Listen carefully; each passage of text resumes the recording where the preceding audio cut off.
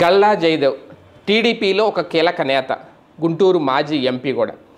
ఆయన మొన్న 2024 ఎన్నికల ముందు పోటీ చేయలేదు. స్థానికంగా ఉన్న పెమ్మసాని చంద్రశేఖర్కి ఆ ఛాన్స్ వచ్చింది, టీడీపీ సీట్ ఇచ్చింది, ఆయన గెలిచారు, కేంద్ర మంత్రి కూడా అయిపోయారు. అయితే ఇప్పుడు గల్లా జయదేవ్కు తెలుగుదేశం పార్టీ ఒక బంపర్ ఆఫర్ ఇవ్వబోతోంది అనేది అదేంటంటే రాజ్యసభ సభ్యుడిగా ఎంపిక చేయబోతున్నారు. దాదాపు చంద్రబాబు నాయుడు గారు ఖరారు చేసేశారు అనేది. ఎందుకంటే ఇటీవల తాజాగా 2 స్థానాలు ఖాళీ అయినాయి.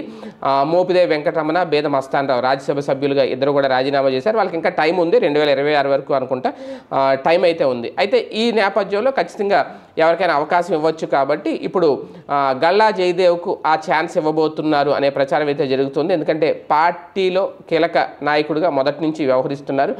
ఎంపీగా ఉన్నప్పుడు గుంటూరుకి ఆయన ఏం చేశారు, అసలు గుంటూరు వచ్చారా లేదా, గుంటూరు ముఖం చూసారా లేదా అనేది సెకండరీ. కాకపోతే ఆయనే తప్పుకున్నారు అనేది స్వచ్ఛందంగా మొన్న ఎన్నికల్లో ఆ సీటు పెమ్మసానికి ఇచ్చారు అనేది. ఫైనాన్షియల్గా కూడా ఎవరైతే పార్టీకి సపోర్ట్ చేస్తారో వాళ్ళకి పెద్దపేట వేస్తారు కాబట్టి ఆ నేపథ్యంలో పెమ్మసానికి ఇచ్చారని, తర్వాత ఆయనకి కేంద్ర మంత్రి పదవి కూడా దక్కడం, ఇవన్నీ చాలా వేగంగా జరిగిపోయినాయి కూటమి అధికారంలో. అయితే ఇప్పుడు గల్లా జయదేవ్ కూడా పైగా ఆయన చిత్తూరు ప్రాంతవాసి కాబట్టి, ఆ జిల్లాకి సంబంధించిన వ్యక్తి కాబట్టి మొదటి నుంచి కూడా తెలుగుదేశం పార్టీకి సపోర్ట్గా ఉన్నారు.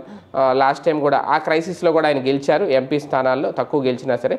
సో ఇటువంటి 3 గెలిచినా సరే అందులో ఈయన కూడా గెలిచారు కాబట్టి, సో ఇటువంటి నేపథ్యంలో ఇప్పుడు వాళ్ళకి మళ్ళీ అంటే గల్లా జయదేవ్కి నిజంగా పెద్దపేట వేయబోతున్నారా అనేది చంద్రబాబు నాయుడు గారు దాదాపుగా ఖరారు చేశారనే ప్రచారం. కాకపోతే ఈ సీట్ల కోసం చాలామంది ఆస్తి ఎదురు చూస్తున్నారు. కాకపోతే 2 స్థానాలు ఉన్నాయి కాబట్టి ఒక టీంకి ఇస్తే రెండో దాంట్లో బేద మస్తానరావుని కంటిన్యూ చేసే ఆలోచన ఉంది అనేది. ఎందుకంటే మోపిదేవి ఓపెన్గానే ప్రకటించారు ఆయన ఇంకా తన రాజకీయ భవిష్యత్తు, ఎందుకంటే రాజ్యసభ ఆయనకి ఇష్టం లేదు, జగన్ ఇచ్చారు కాబట్టి తీసుకున్నారు. ఆయన రాజకీయ భవిష్యత్తు రాజకీయంగా పొలిటికల్గా యాక్టివ్గా ఉండాలి అంటే ఆయన మళ్ళీ ఏ ఎమ్మెల్యే స్థానానికో పోటీ చేయాలి. ఆయన రేపల నియోజకవర్గం కాబట్టి అక్కడ ఆల్రెడీ బలమైన అభ్యర్థి ఉన్నారు, తెలుగుదేశం పార్టీకి వరుసగా గెలుచుకుంటూ వస్తున్నారు. ఓకే, ఆయనకి ఏ సీటు కేటాయిస్తారు ఏంటనే సెకండరీ, కానీ ఇంకా ఆయనకైతే రాజ్యసభ తీసుకునే ఆలోచన లేదు కాబట్టి ఇప్పుడు ఆ స్థానం గల్లా జయదేవ్ కేటాయించబోతున్నారని ప్రచారం అయితే జరుగుతోంది.